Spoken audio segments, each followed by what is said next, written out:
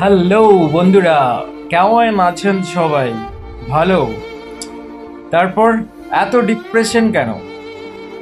এত চিন্তা ভাবনা কেন করছেন? আরে জীবনটাতে কি পেলেন কি পেলেন না এটা নিয়ে ভাবার তো কিচ্ছু নেই। 2 দিনের এই জীবন, কি নিয়ে এসেছিলেন? খালি হাতে এসেছেন, খালি হাতে চলে যাবেন।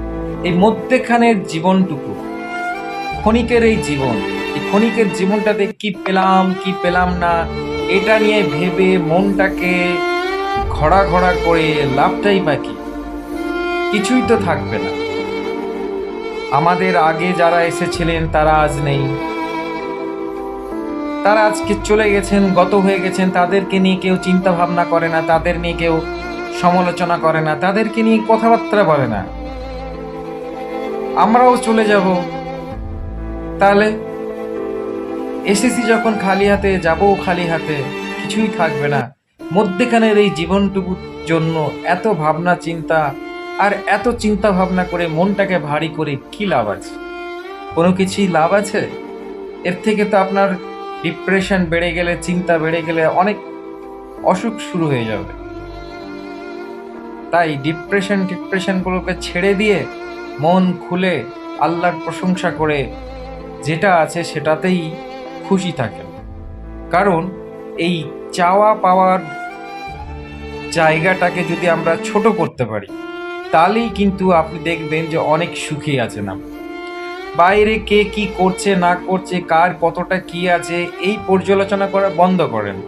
ভাবেন আপনি অন্যদের থেকে কতটা এগিয়ে আছেন। আপনার চেয়ে যারা ছোট, যারা আপনার থেকেও অনেক নিচে আছে, তাদেরকে দেখেন। আর দেখার পর ভাবেন যে আল্লাহ আপনাকে কতটা ভালো রেখেছে। আমরা এখন এই জিনিসগুলো ভাবি না। একটু ভেবে দেখেছেন?